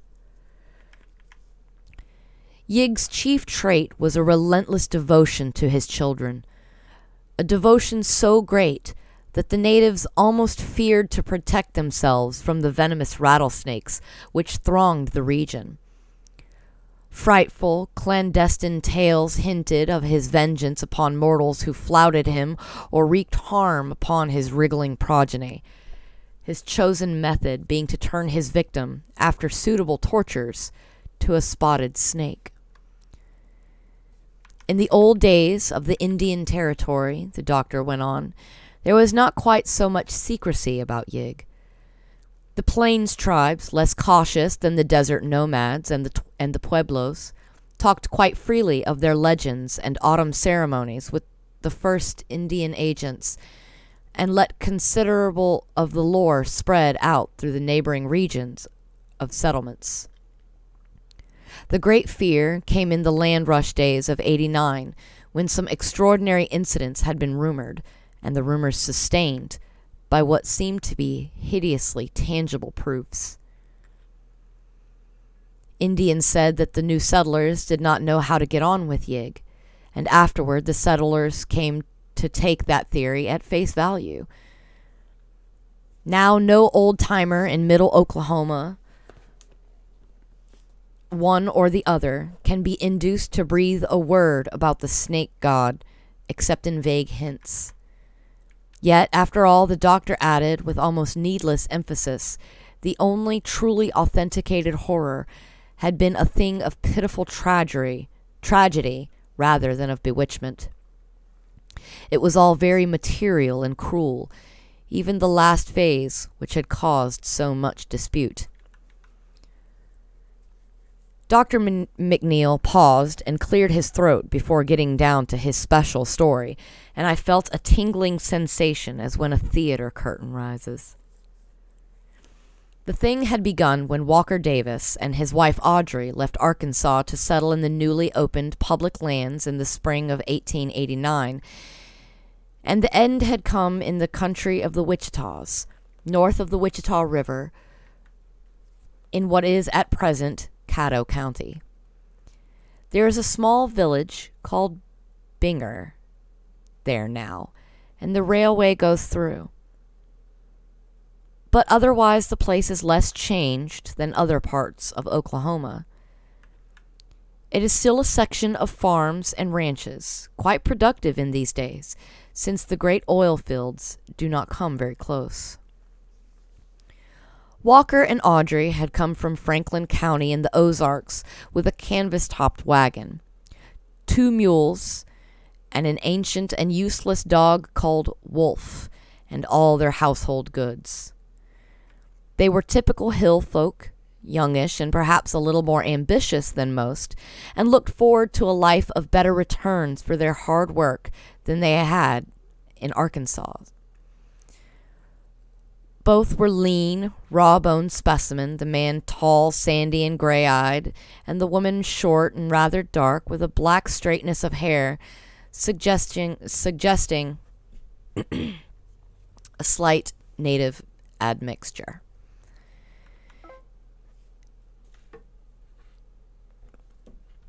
In general, there was very little of distinction about them, and but for one thing, their annals might not have differed from those of thousands of other pioneers who flocked into the new country at that time. That thing was Walker's almost epileptic fear of snakes, which some laid to prenatal causes, and some said came from a dark prophecy about his end with which an old squaw had tried to scare him with when he was small. Whatever the cause, the effect was marked indeed, for despite his strong general courage, the very mention of a snake would cause him to grow faint and pale, while the sight of even a tiny specimen would produce a shock sometimes bordering on a convulsion seizure. The Davises started out early in the year, in the hope of being on their new land for the spring plowing. Travel was slow, for the roads were bad in Arkansas, while in the territory there were great stretches of rolling hills and red, sandy barrens without any roads whatsoever. As the terrain grew flatter, the change from their native mountains depressed them more, perhaps, than they realized, but they found the people at the Indian agencies very affable, while most of the settled Indians seemed friendly and civil. Now and then they encountered a fellow pioneer, with whom crude pleasantries and expressions of amiable rivalry were generally exchanged. Owing to the season, there were not many snakes in evidence, so Walker did not suffer from his special temperamental weakness. In the earlier stages of the journey, too, there were no snake legends to trouble him, for the transplanted tribes from the southeast do not share the wilder beliefs of their western neighbors. as fate would have it, it was a man at Okmulgee in the Creek country who gave the Davises the first hint of Yig beliefs, a hint which had curiously fascinating effect on Walker and caused him to ask questions very freely after that. Before long, Walker's fascination had developed into a bad case of fright. He took the most extraordinary precautions at each of the nightly camps, always clearing away whatever vegetation he found and avoiding stony places wherever he could. Every clump of stunted bushes and every cleft in the great slab-like rocks seemed to him now to hide malevolent serpents, while every human figure, not obviously part of a settlement or emigrant train, seemed to him a potential snake god, till nearness had proved the contrary. Fortunately, no troublesome encounters came at this stage to shake his nerves still further. As they approached the Kickapoo country, they found it harder and harder to avoid camping near rocks. Finally, it was no longer possible, and poor Walker was reduced to the puerile expedient of droning some of the rustic anti-snake charms he had learned in his boyhood. 2 or 3 times a snake was really glimpsed, and these sights did not help the sufferer in his efforts to preserve composure. On the 22nd evening of the journey, a savage wind made it imperative, for the sake of the mules, to camp in as sheltered a spot as possible, and Audrey persuaded her husband to take advantage of a cliff which rose uncommonly high above the dried bed of a former tributary of the Canadian River. He did not like the rocky cast of the place, but allowed himself to be overruled this once, leading the animals sullenly toward the protecting slope, which the nature of the ground would not allow the wagon to approach. Audrey, examining the rocks near the wagon, meanwhile noticed a singular sniffling on the part of the feeble old dog. Seizing a rifle, she followed his lead and presently thanked the stars that she had forestalled Walker in her discovery, for there, snugly nested in the gap between 2 boulders, was a sight it would have done him no good to see. Visible only as one convoluted expanse, but perhaps comprising of as many as 3 or 4 separate units, was a mass of lazy wriggling which could not be other than a brood of newborn rattlesnakes. Anxious to save Walker from a trying shock, Audrey did not hesitate to act, but took the gun firmly by the barrel and brought the butt down again and again upon the writhing objects. Her own sense of loathing was great, but it did not amount to a real fear. Finally, she saw that her task was done, and turned to cleanse the improvised bludgeon in the red sand and dry dead grass nearby. She must, she reflected, cover the nest up before Walker got back from tethering the mules. Old Wolf, tottering relic of mixed shepherd and coyote ancestry that he was, had vanished, and she feared he had gone to fetch his master. Footsteps at that instant proved her fear well-founded. A second more, and Walker had seen everything. Audrey made a move to catch him if he should faint, but he did no more than to sway. Then the look of pure fright on his bloodless face turned slowly into something like mingled awe and anger, and he began to upbraid his wife in trembling tones. "God's sake, Aud, why'd you go for do that? Ain't you heard the things they've been telling you about the snake devil Yig? You'd ought to told me and we'd have moved on. Don't you know there's a devil god what gets even if you hurts his children? What for d'you think the Injuns all dances around the beat drums in the fall about? This land's under a curse, I tell you. Nigh every soul we had talked to since we come in said the same. Yig rules here, and he comes out every fall for to get his victims and turn 'em into snakes. Why, Aud, they won't none of 'em cross the canyon and kill a snake for love nor money. God knows what you done to yourself, gal, stomping a whole brood of Yig's chillun. He'll get you sooner, sure'n later. Unless'n I can buy a charm off some of the medicine men. He'll get you, Odd, as sure as they's a God in heaven. He'll come out of the night and turn you into a crawling spotted snake. All the rest of the journey, Walker kept up the frightened reproofs and prophecies.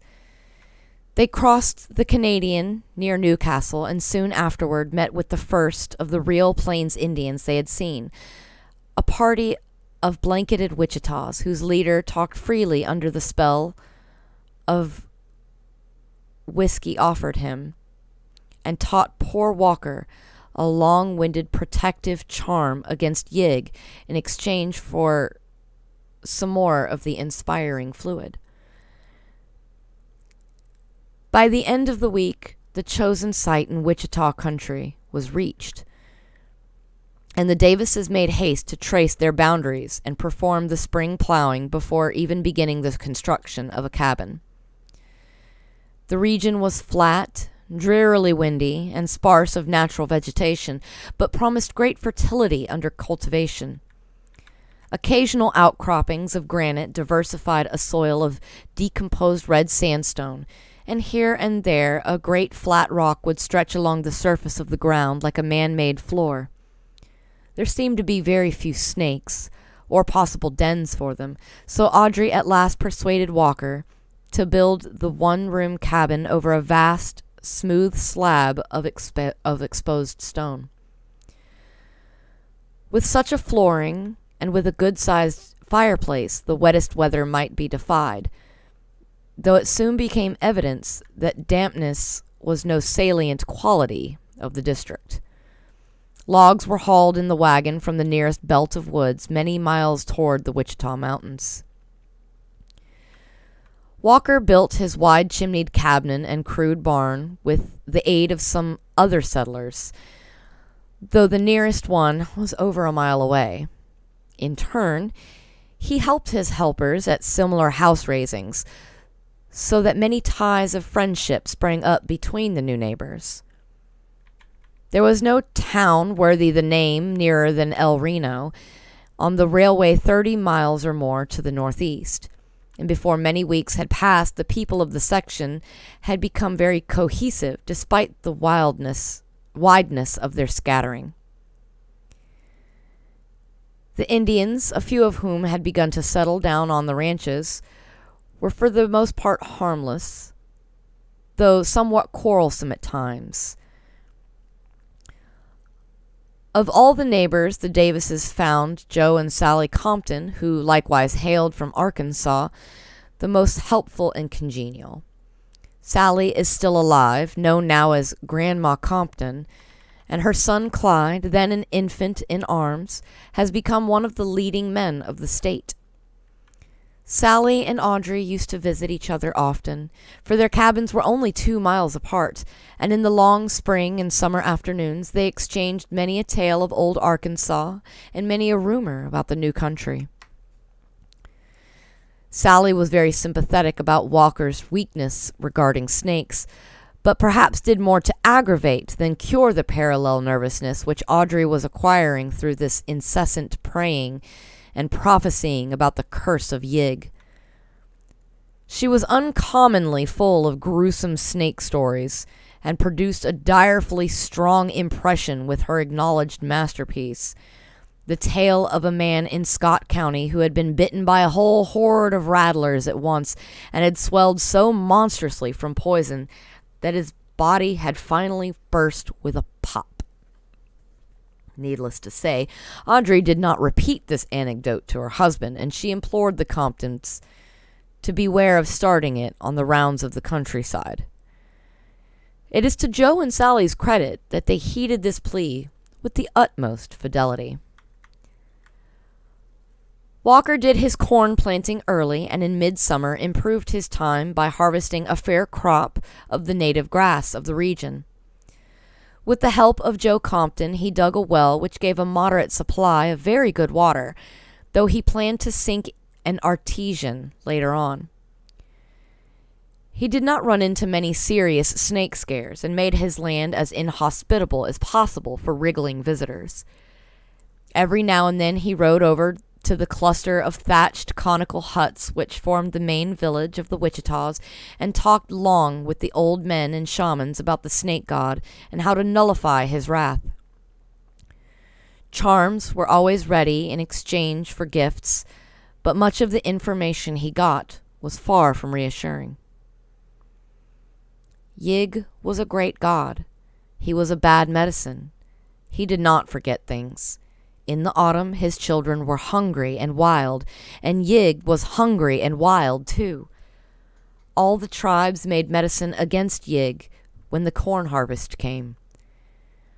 They gave him some corn and danced in proper regalia to the sound of whistle, rattle, and drum.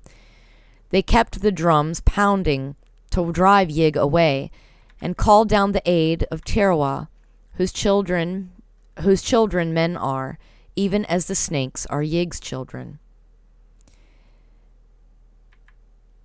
It was bad that the wife of Davis killed the children of Yig. Let Davis say that the charms many times when the corn harvest comes. Yig is Yig. Yig is a great god. By the time the corn harvest did come, Walker had succeeded in getting his wife into a deplorably jumpy state. His prayers and borrowed incantations came to be a nuisance, and when the autumn rites of the Indians began, there was always a distant, wind-borne pounding of drums to lend to an added background of the sinister. It was maddening to have the muffled clatter always stealing over the wide red plains. Why would it never stop? Day and night, week on week, it was always going in exhaustless relays, as persistently as the red dusty winds that carried it. Audrey loathed it more than her husband did, for he saw it in a compensating element of protection. It was with this sense of a mighty, intangible bulwark against evil that he got in his corn crop and prepared cabin and stable for the coming winter. The autumn was abnormally warm, and except for their primitive cookery, the Davises found scant use for the stone fireplace Walker had built with such care. Something in the unnaturalness of the hot dust clouds preyed on the nerves of all the settlers, but most of all on Audrey's and Walker's. The notions of a hovering snake curse and the weird, endless rhythm of the distant Indian drums formed a bad combination which any added element of the bizarre went far to render utterly unendurable. Notwithstanding this strain, several festive gatherings were held at one or another of the cabins after the crops were reaped, keeping naively alive in modernity those curious rites of the harvest home, which are as old as human agriculture itself. Lafayette Smith, who came from southern Missouri and had a cabin about 3 miles east of Walker's, was a very passable fiddler, and his tunes did much to make the celebrants forget the monotonous beating of distant drums. Then Halloween drew near, and the settlers planned another frolic, this time, had they but known it, of a lineage older than even agriculture, the dread witch Sabbath of the primal pre-Aryans, kept alive through ages in the midnight blackness of secret woods, and still hinting at vague terrors under its latter-day mask of comedy and lightness. Halloween was to fall on a Thursday, and the neighbors agreed to gather for their first revel at the Davis cabin. It was on that 31st of October that the warm spell broke. The morning was gray and leaden, and by noon the incessant winds had changed from searingness to rawness. People shivered all the more because they were not prepared for the chill, and Walker Davis's old dog Wolf dragged himself wearily indoors to a place beside the hearth. But the distant drums still thumped on, nor were the citizenry less inclined to pursue their chosen rites. As early as 4 in the afternoon, the wagons began to arrive at Walker's cabin, and in the evening, after a memorable barbecue, Lafayette Smith's fiddle inspired a very fair-sized company to great feats of saltatory grotesqueness in the one good-sized but crowded room. The younger folk indulged in the amiable inanities proper to the season, and now and then old Wolf would howl with doleful and spine-tickling ominousness at some especially spectral strain from Lafayette's squeaky violin, a device he had never heard before. Mostly, though, this battered veteran slept through the merriment, for he was past the age of active interests and lived largely in his dreams. Tom and Jenny Rigby had brought their collie Zeke along, but the canines did not fraternize. Zeke seemed strangely uneasy over something and nosed around curiously all the evening. Audrey and Walker made a fine couple on the floor, and Grandma Compton still likes to recall her impression of their dancing that night. Their worries seemed forgotten for the nonce, and Walker was shaved and trimmed into a surprising degree of spruceness. By 10 o'clock, all hands were healthily tired, and the guests began to depart family by family, with many handshakings and bluff assurances of what a fine time everybody had had. Tom and Jenny thought Zeke's eerie howls as he followed them to their wagon were marks of regret at having to go home, though Audrey said it must be the faraway drums which annoyed him, for the distant thumping was surely ghastly enough after the merriment within. The night was bitterly cold, and for the first time Walker put a great log in the fireplace and banked it with ashes to keep it smoldering till morning. Old Wolf dragged himself within the ruddy glow that lapsed into his customary coma. Audrey and Walker, too tired to think of charms or curses, tumbled into the rough pine bed and were asleep before the cheap alarm clock on the mantel had ticked out 3 minutes. And from far away, the rhythmic pounding of those hellish drums still pulsed on the chill night wind. Dr. McNeil paused here and removed his glasses, as if a blurring of the objective world might make the reminiscent vision clearer. "You'll soon appreciate," he said, "that I had a great deal of difficulty in piecing out all that happened after the guests left. There were times, though, at first, when I was able to make a try at it." After a moment of silence, he went on with the tale. Audrey had terrible dreams of Yig, who appeared to her in the guise of Satan as depicted in cheap engravings she had seen. It was, indeed, from an absolute ecstasy of nightmare that she started suddenly awake to find Walker already conscious and sitting up in bed. He seemed to be listening intently to something, and silenced her with a whisper when she began to ask what had roused him. "Hark, God," he breathed. "Don't you hear something singing and buzzing and rustling? You reckon it's the fall crickets?" Certainly, there was distinctly audible within the cabin such a sound as he had described. Audrey tried to analyze it, and was impressed with some element at once horrible and familiar which hovered just outside the rim of her memory, and beyond it all, walking a hideous thought, the monotonous beating of distant drums came incessantly across the black plains on which a cloudy half-moon had set. "Walker, s'pose it's the curse of Yig?" She could feel him tremble. "No, gal, I don't reckon he comes that-a-way. He's shaping like a man, except you look at him close. That's what Grey Eagle says. This here's some varmints come in out in the cold. Not crickets, I'll calculate. Summat like 'em. I'd orter get up and stomp 'em out before they make much headway or get at the cupboard." He rose, felt for the lantern that hung within easy reach, and rattled the tin matchbox nailed to the wall beside it. Audrey sat up in bed and watched the flare of the match grow into the steady glow of the lantern.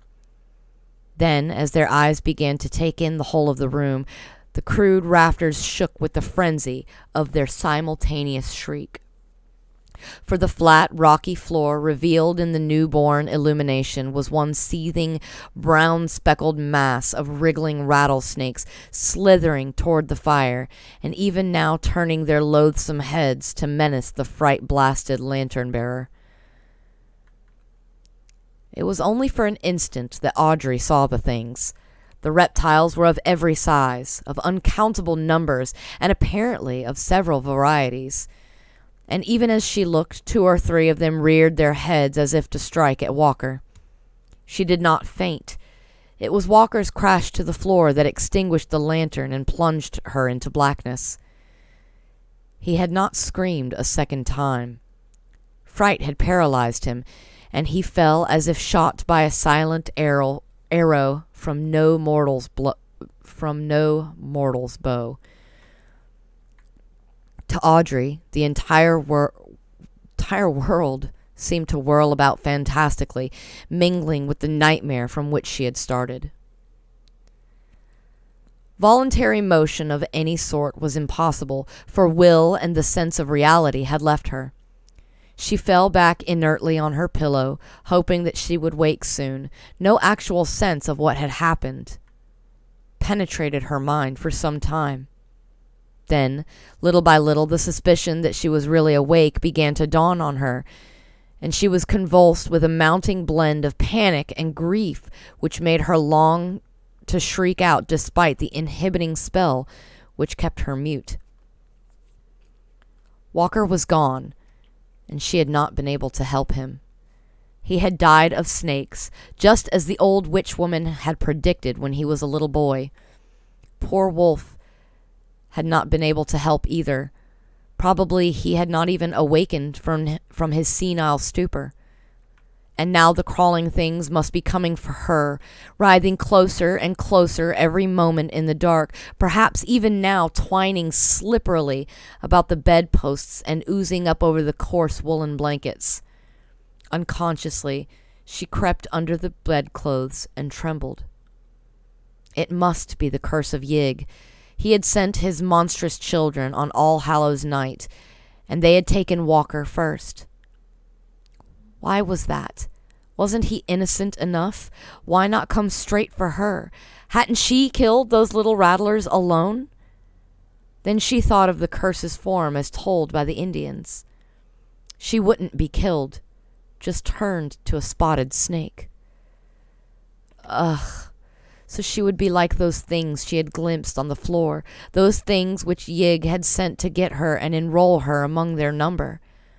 She tried to mumble a charm that Walker had taught her, but found she could not utter a single sound. The noisy ticking of the alarm clock sounded above the maddening beat of the distant drums. The snakes were taking a long time. Did they mean to delay on purpose, to play on her nerves? Every now and again, she thought she felt a steady, insidious pressure on the bedclothes, but each time it turned out only to be the automatic twitchings of her overwrought nerves. The clock ticked on in the dark, and a change came slowly over her thoughts. Those snakes couldn't have taken so long. They couldn't be Yig's messengers after all, but just natural rattlers that were now nested below the rock that had been drawn there by the fire. They weren't coming for her, perhaps. Perhaps they had sated themselves on poor Walker. Where were they now? Gone? Coiled by the fire? Still crawling over the prone corpse of their victim? The clock ticked, and the distant drums throbbed on. At the thought of her husband's body lying there in the pitch blackness, a thrill of purely physical horror passed over Audrey. That story of Sally Compton's about the man back in Scott County. He, too, had been bitten by a whole bunch of rattlesnakes, and what had happened to him? The poison had rotted the flesh and swelled the whole corpse, and in the end the bloated thing had burst horribly with a detestable popping noise. Was that what was happening to Walker down there on the rock floor? Instinctively, she felt she had begun to listen for something too terrible even to name herself. The clock ticked on, keeping a kind of mocking, sardonic time with the far-off drumming that the night wind brought. She wished it were a striking clock, so that she could know how long this eldritch vigil must last. She cursed the toughness of fiber that kept her from fainting, and wondered what sort of relief the dawn could bring after all. Probably neighbors would pass. No doubt somebody would call. Would they find her still sane? Was she still sane now? Morbidly listening, Audrey all at once became aware of something which she had to verify with every effort of her will before she could believe it, and which, once verified, she did not know whether to welcome or dread. The distant beating of the Indian drums had ceased. They had always maddened her, but had not Walker regarded them as a bulwark against nameless evil from outside the universe? What were some of those things he had repeated to her in whispers after talking with Gray Eagle and the Wichita medicine men? She did not relish this new and sudden silence after all. There was something sinister about it. The loud ticking clock seemed abnormal in its new loneliness. Capable at last of conscious motion, she took the covers from her face and looked into the darkness toward the window. It must have cleared after the moon set, for she saw the square aperture distinctly against the background of stars. Then, without warning, came that shocking, unutterable sound. Ugh! That dull, putrid pop of cleft skin and escaping poison in the dark. God!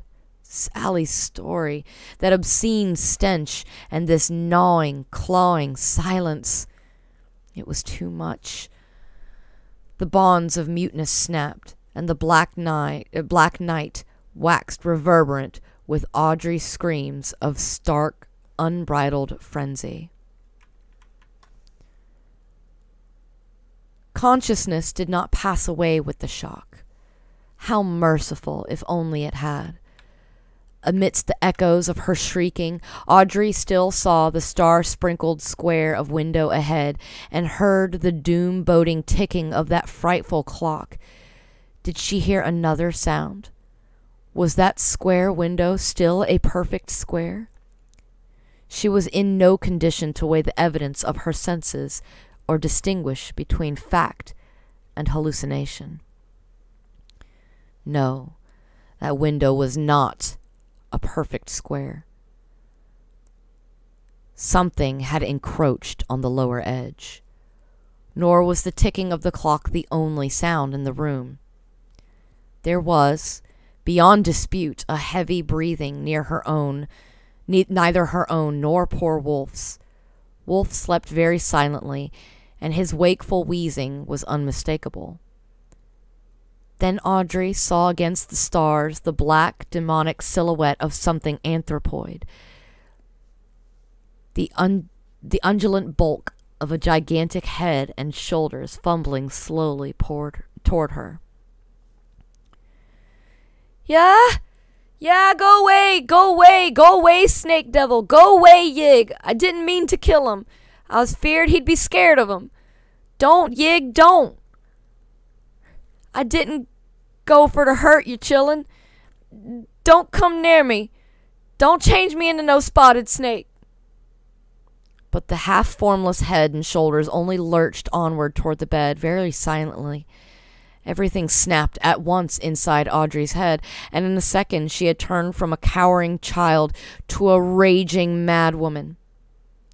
She knew where the axe was, hung against the wall on those pegs near the lantern. It was within easy reach, and she could find it in the dark. Before she was conscious of anything further, it was in her hands, and she was creeping toward the foot of the bed, toward the monstrous head and shoulders that every moment groped their way nearer. Had there been any light, the look on her face would not have been pleasant to see. "Take that! And that, you! And that! And that!" She was laughing shrilly now, and her cackles mounted higher as she saw that the starlight beyond the window was yielding to the dim, prophetic pallor of coming dawn. Dr. McNeil wiped the perspiration from his forehead and put on his glasses again.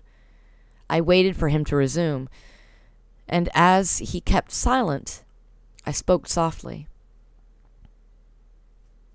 "She lived? She was found? Was it ever explained?" The doctor cleared his throat. "Yes, she lived, in a way. And it was explained. I told you there was no bewitchment, only cruel, pitiful, material horror. It was Sally Compton who had made the discovery. She had ridden over to the Davis cabin the next afternoon to talk over the party with Audrey, and had seen no smoke from the chimney. That was queer. It had turned very warm again, yet Audrey was usually cooking something at that hour. The mules were making hungry-sounding noises in the barn, and there was no sign of old Wolf sunning himself in the accustomed spot by the door. Altogether, Sally did not like the look of the place, so was very timid and hesitant as she dismounted and knocked. She got no answer, but waited some time before trying the crude door of split logs. The lock, it appeared, was unfastened, and she slowly pushed her way in. Then, perceiving what was there, she reeled back, gasped, and clung to the jamb to preserve her balance. A terrible odor had welled out as she opened the door, but that was not what had stunned her. It was what she had seen. For within that shadowy cabin monstrous things had happened, and 3 shocking objects remained on the floor to awe and baffle the beholder. Near the burned-out fireplace was the great dog, purple decay on the skin left bare by mange and old age, and the whole carcass burst by the puffing effect of rattlesnake poison. It must have been bitten by a veritable legion of the reptiles. To the right of the door was the axe-hacked remnant of what had been a man, clad in a nightshirt and with the shattered bulk of a lantern clutched in one hand. He was totally free from any sign of snake bite. Near him lay the ensanguined axe, carelessly discarded. And wriggling flat on the floor was a loathsome, vacant-eyed thing that had been a woman, but was now only a mute, mad caricature. All that this thing could do was to hiss and hiss and hiss. Both the doctor and I were brushing cold drops from our foreheads by this time. He poured something from a flask on his desk, took a nip, and handed another glass to me. I could only suggest tremulously and stupidly, "So Walker had only fainted that first time. The screams roused him and the axe did the rest?" "Yes." Dr. McNeil's voice was low. "But he met his death from snakes just the same. It was his fear working in 2 ways. It made him faint, and it made him fill his wife with the wild stories that caused her to strike out when she thought she saw the snake devil." I thought for a moment. And Audrey, wasn't it queer how the curse of Yig seemed to work itself out on her? I suppose the impression of hissing snakes had been fairly ground into her. Yes, there were lucid spells at first, but they got to be fewer and fewer. Her hair came white at the roots as it grew, and later began to fall out. The skin grew blotchy, and when she died, I interrupted with a start. "Died? Then what was that thing downstairs? McNeil spoke gravely. That is what was born to her 3/4 of a year afterward. There were 3 more of them. 2 were even worse. But this is the only one that lived. And that was The Curse of Yig. We have run a little over the time limit, but that's okay. What's 12 minutes between friends and cultists and worshippers of the old ones? Time is meaningless. Thank you all for coming and listening to my story, to Lovecraft's stories read by me. I always enjoy reading these, and soon enough we'll be doing something different. We'll be playing a game. A Lovecraft-inspired game. Something creepy and fantastical. And maybe we can actually get the old gods to notice us. Until then, pray hard and keep your sacrifices on time. Yes, we do like games around here, and time is, in fact, a construct.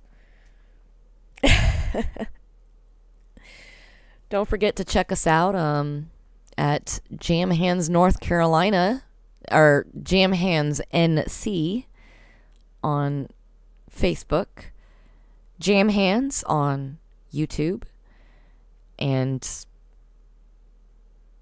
also Jam Hands on Instagram. Take a look at our pages, at our videos. We do have a lot of scary games if you like scary things that we play wonderfully. Definitely wonderfully. We beast those games so good. And join us next Monday where I will either read or play a game. We'll see. It'll be a surprise. You don't know. I don't either. None of us really know. Do we? The world is terrifying. The universe more so. Thank you all for listening. And as always, sweet dreams.